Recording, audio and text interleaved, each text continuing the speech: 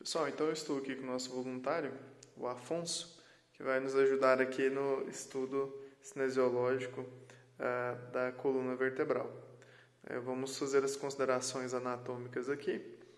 Então, a princípio eu falei para vocês que o esqueleto ele é dividido em parte axial e apendicular, sendo que o esqueleto axial são todas as estruturas que estão localizadas aqui nesse eixo longitudinal, compreendendo, portanto, o crânio, o ocioide, esse pequeno osso aqui na região do pescoço, o osso externo, as costelas da caixa torácica e as vértebras como um todo, né? E o que está se ligando com esse esqueleto a gente considera como esqueleto apendicular. Tá? Então, teria esqueleto axial e esqueleto apendicular, que compreende então o cíngulo do membro superior e o membro superior propriamente dito, o cíngulo do membro inferior e o membro inferior propriamente dito. Então vamos fazer as considerações referentes à coluna. Então a coluna ela é formada por uma série de metâmeros, né, as vértebras, num eixo longitudinal, onde ela vai ser dividida então em algumas regiões. Então a gente tem a primeira região aqui do pescoço, que nós chamamos de região cervical, a região torácica, a região lombar, região sacral e coxígena. Tá? Cada uma dessas regiões tem as suas peculiaridades, tá? Tanto do ponto de vista anatômico quanto funcional. A gente vai verificar que na região cervical ela é composta por 7 vértebras, né? Sendo que cada vértebra tem um nome específico, né? E para facilitar o estudo funciona da seguinte maneira: a vértebra ela então vai ter a abreviação da região, no caso cervical ficaria C, e o nível que ela está localizada. Então, por exemplo, aqui a gente teria uma vértebra C1, uma vértebra C2, C3 e assim por diante. Tá? Então, as vértebras cervicais são compostas por 7 vértebras, sendo C1, C2, C3, C4, C5, e assim por diante até chegar na C7. O fato é que a C1 e a C2 elas apresentam nomes específicos também, que a primeira vértebra cervical então seria o atlas e a segunda seria o axis. Atlas referente à mitologia, onde se tem o Atlas segurando o globo terrestre, né? Então faz uma sugestão aí em relação a C1 segurando aqui, né, dando suporte para o crânio, ok?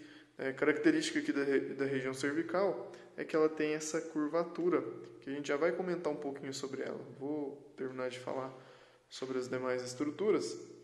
Na região torácica, então, portanto, nós vamos ter 12 vértebras, né? Então, finalizou C7, nós temos as 12 próximas vértebras como vértebras torácicas, também classificadas da mesma maneira, como T1 até T12, né? Então seria a abreviação de vértebras torácicas, né, mais o seu nível. Então vai de T1 até T12. Nós temos as lombares, que são 5 vértebras, então seria de L1 a L5, ok? E nós temos aqui uma estrutura, que é o sacro, composto por 5 vértebras também, que vai de S1 a S5, e o cóccix, que é composto normalmente por 4 vértebras, né, sendo aí CO1 até CO4. Tá? Bom, vocês verifiquem que cada vértebra ela é unida, né, a maioria delas, por uma estrutura que nós chamamos de disco intervertebral. Tá? Outro ponto importante aqui que vale destacar é que esse disco intervertebral ele não está presente em todas as vértebras. A gente observa que a região do sacro, as vértebras são fundidas, né, formando um osso só. A região aqui do sacro também é fundida. E a gente observa também que entre C1 e C2 não tem vértebra. Portanto, a gente tem um número de 23 discos intervertebrais e o número total aí de vértebras de 33 vértebras, basicamente. Tá? Bom, quais que são as características que a gente pode citar aqui além disso? Na coluna, ela apresenta curvaturas fisiológicas, que são naturais, que se a gente observar aqui numa vista lateral, fica mais evidente do que em uma vista anterior, ok?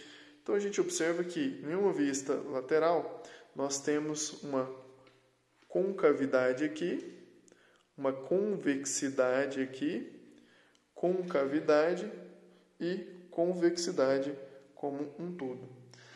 Então, cada uma dessas curvas elas vão ter um nome específico e uma característica específica da região. Então, essa primeira curva que eu falei para vocês, sempre onde tiver uma concavidade, é claro, olhando desse ponto de vista que a gente está reparando aqui, de posterior para anterior, onde tiver uma concavidade, nós chamamos de lordose. Portanto, onde eu mostrei para vocês que tinha concavidade, seria cervical e lombar. Então, nós vamos ter uma lordose cervical, uma lordose lombar. É característica das duas regiões. Ao passo que, na torácica, nós vamos ter uma convexidade. Portanto, aqui nós chamamos de cifose. Então, temos uma cifose torácica e uma cifose sacrococcígena. Tá?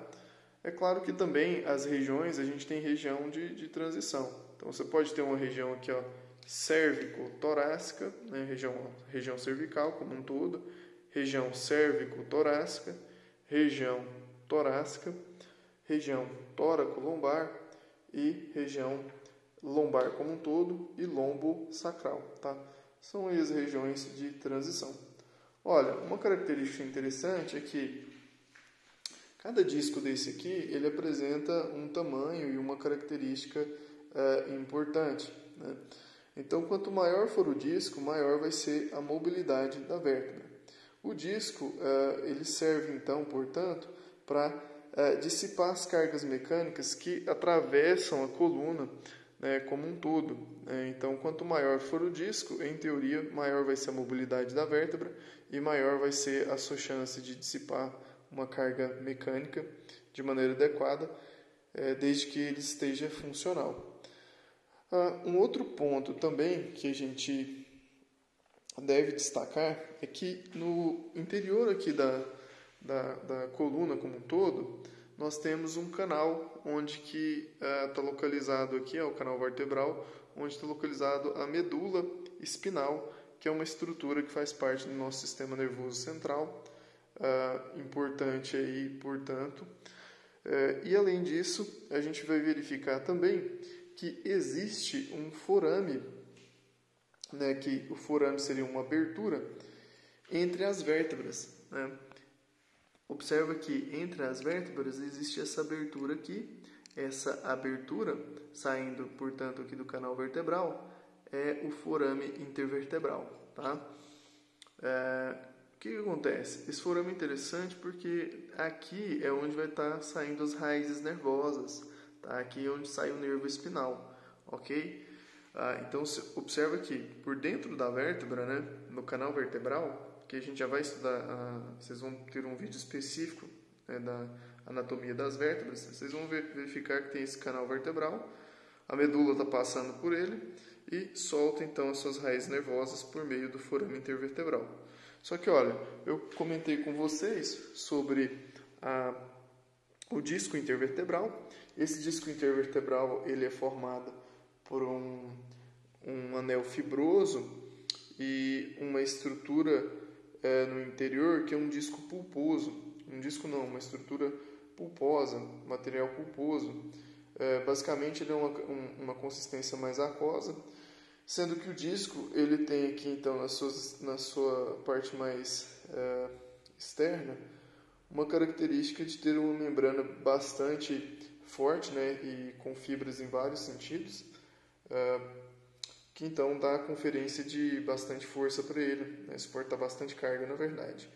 Mas o que eu ia dizer para vocês é que esse disco ele pode sofrer alguns abalamentos, como está aqui demonstrando na maquete.